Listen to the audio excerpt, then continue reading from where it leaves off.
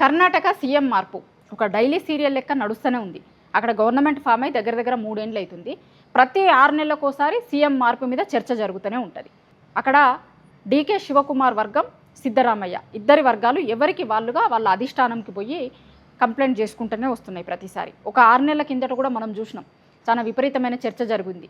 మళ్ళీ ఒకసారి ఇప్పుడు జరుగుతుంది. ఎందుకంటే ఆ గతంలో 6 నెలల కిందట జరిగినప్పుడట 5 రాష్ట్రాల ఎన్నికలు ఉన్నాయి, 5 రాష్ట్రాల ఎన్నికల తర్వాత కర్ణాటక గురించి ఆలోచిద్దామని హైకమాండ్ చెప్పిందని.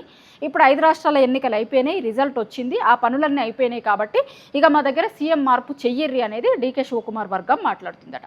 సిద్ధరామయ్య వర్గమేమో అసలు ఇట్లాంటి అదేది కూడా అధిష్టానం ముందు చెప్పలేదు, 2.5 ఏళ్ళు ఒకరికి 2.5 ఏళ్ళు ఒకరికి అని. కాబట్టి సీఎం మార్పు ఎందుకు చెయ్యాలి ఇప్పుడు అనేది ఆయన వర్గం చెప్తుంది. సో ఏదేమైనా ఈ పంచాయతీ మొత్తం అధిష్టానం దగ్గరికి చేరింది. 6 నెలల కిందట ఎట్లయితే చల్లారిందో అట్లనే ఇప్పుడు కూడా 2-3 రోజులు ఇది చర్చలో ఉండి చల్లారుతుందా, లేకపోతే నిజంగానే కర్ణాటకలో సీఎం మార్పు ఉంటుందా?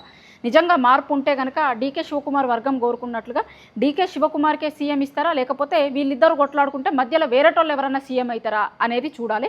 2-3 రోజులలో ఈ ఇష్యూ ఒక కొలిక్కి వస్తుంది. సీఎం మార్పు ఉండడమా, లేకపోతే ఇక సీఎం మార్పు ఉండదు, మీరు ఎవరి పని వాళ్ళు చేసుకోర్రి అని అధిష్టానం ఖరాఖండిగా వాళ్ళకి చెప్పడమా, ఏదో ఒకటి జరుగుతుంది. ఇంకా ఇష్యూని నాంచాలని అనుకుంటలేదు అధిష్టానం. ఈ విషయంలో ఏదో ఒకటి తొందరగా తేల్చాలనుకుంటుంది అనేటువంటిది కాంగ్రెస్ పార్టీ నాయకులు చెప్తున్నారు. మరి చూడాలి సీఎం మార్పు ఉంటుందా, ఉంటే వీళ్ళు కోరుకున్నట్లుగా డీకే శివకుమార్ వర్గమే అవుతుందా, లేకపోతే వీళ్ళిద్దరూ కొట్లాడుకుంటుంటే మూడో వ్యక్తి ఎవరన్నా వచ్చి అక్కడ సీఎం అవుతారా అనేది ఫ్యూచర్లో తెలుస్తుంది.